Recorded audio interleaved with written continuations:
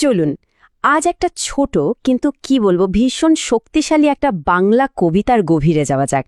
এই কবিতাটা মাটি আর আমাদের অস্তিত্বের যে সম্পর্ক সেটাকে একদম নতুন একটা আলোয় দেখায়। শুরুতেই দেখুন কবি কিভাবে আমাদের একদম নাড়িয়ে দিচ্ছেন।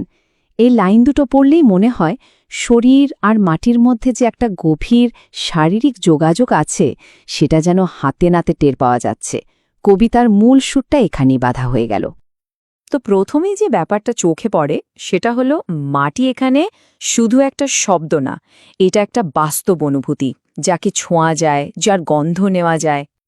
খেয়াল করে দেখুন কবি কিন্তু শুধু মাটি বলেই থেমে যাননি, তিনি বলছেন ঝুড়া ঝুড়া খসখসে মাটি।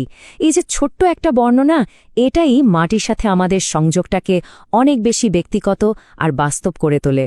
মনে হয় যেন আমরা নিজেরাই মাটিটা হাতে নিয়েছি। আচ্ছা, এই যে ব্যক্তিগত একটা অনুভূতির কথা বললাম, সেখান থেকে কবি কিন্তু আমাদের একটা বিশাল এক সার্বজনীন ছবির দিকে নিয়ে যাচ্ছেন, যেখানে মাটি শুধু আমাদের শরীরের অংশ না, বরং গোটা বিশ্বেরই মূল উপাদান।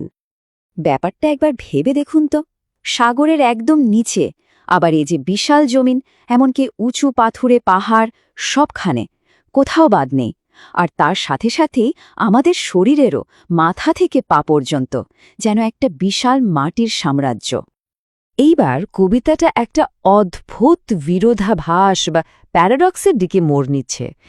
যে মাটির উপর আমরা বেঁচে আছি তার সাথে আমাদের সম্পর্কটা বেশ জটিল আর পরস্পর বিরোধী। কবি মাটিকে কি বলছেন জানেন?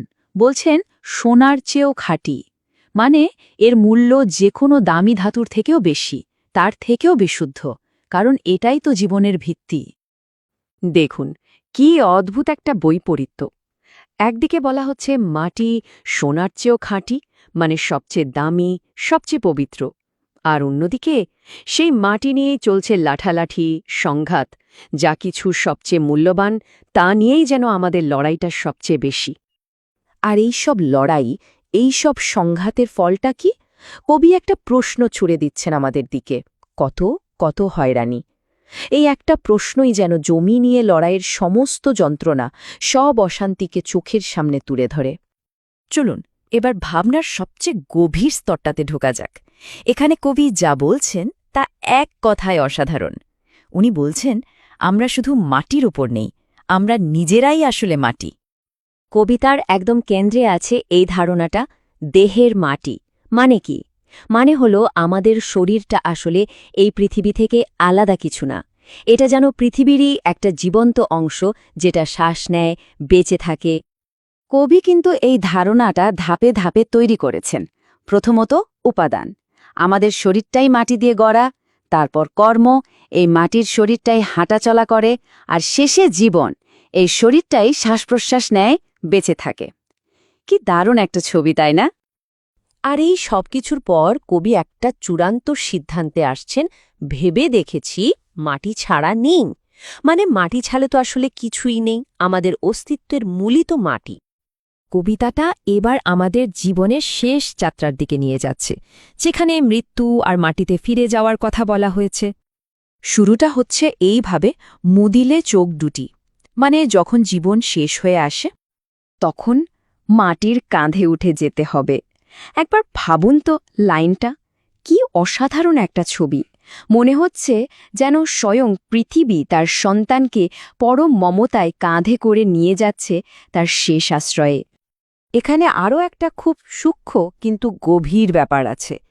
শেষ যাত্রায় যে বাঁশটা লাগে সেটাও আসছে বাড়ির ঝোপঝাড়ে থেকে। অর্থাৎ যে মাটিতে জীবনটা কাটল সেই মাটি মৃত্যুর সরঞ্জামও জুগিয়ে দিচ্ছে। জন্ম থেকে মৃত্যু পর্যন্ত এই সম্পর্কটা অটুট। এবং সব শেষে চূড়ান্ত কথাটা, কবরটিও মাটি। এখানেই এসে যেন পুরো বৃত্তটা সম্পূর্ণ হল। মাটি থেকে শুরু, মাটিতেই শেষ, জীবনচক্রটা পূর্ণ হল। এই পুরোটা শোনার পর একটা প্রশ্ন কিন্তু থেকেই যায়, তাই না? যদি আমাদের শরীর, আমাদের কবর, এমনকি এই গোটা পৃথিবীটাই এক মাটি হয়, তাহলে এত লড়াই, এত ভাগাভাগি, এত বিভেদ কেন? এ প্রশ্নটা আমাদের ঐক্য, অস্তিত্ব আর সংঘাতের ধারণা নিয়ে নতুন করে ভাবতে বাধ্য করে।